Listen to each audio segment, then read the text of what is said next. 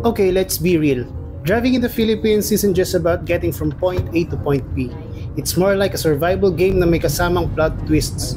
Paratagulan sa mga jeepney, singitan sa mga motorcycles, tapos boss fight sa mga buses. Kaya kung may isa kang investment na makatutulong sa'yo sa kalye, bukod sa dasal ha, ito na siguro yung DD-PI N1 dual camera. Yes, dual ito. Kasi minsan ang kalaban mo hindi lang sa harap, kundi pati sa likod at sa tabi. Minsan nasa loob din ng kotse. Hello baby loves! Kaya let's try to break it down the informative way. Sa mga mahilig magsabi ng, kasi bigla sa lumi ko. Ayan na, may resibo na tayo. Front camera records all the action. Motor na sumingit, taong biglang tumatawid, pati yung crush mong dumaan kahit naka red light. For the rear camera naman, simultaneously recording na rin ito para kitang-kita mo kung paano kanya tirahin patalikod. The N1 records in 1080 pixel Full HD, and yes, malinaw ito kahit gabi. Insert nighttime sample footage. Ay tanga.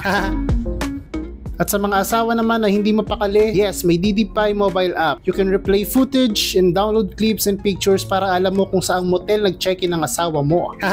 To set up your DD-PI N1 dual camera, here are 5 simple steps. Step 1, download the DD-PI app sa Play Store. Step 2, power up the dashcam by plugging it in the USB port. Once it's powered up, you'll hear a startup sound like this. Step 3, connect your phone to the dashcam. Open the DD-PI app, check your manual, and scan the QR code for automatic connectivity to DD-PI. Step 4, you can adjust the settings and the preview in the app. You can also view live camera feed, adjust resolution, enable loop recording, and format the SD card if needed. Step 5, mag-drive ka na hanggang gusto mo. For installation naman, since magkakaiba tayo ng sasakyan, ikaw na bahala kung anong diskarte mo. But if you own a Kia Sonet, madali lang ikabit ito. Kailangan mo lang ng kamay at daliri para maiangat ang mga gilid-gilid ng kisame. Yes, naangat siya, pati na din yung rubber lining sa mga pinto.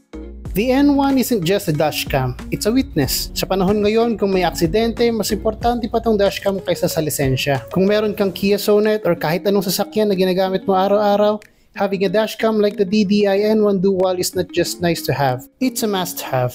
You get peace of mind, protection from accident disputes, and let's be real, free content na rin ito pang TikTok.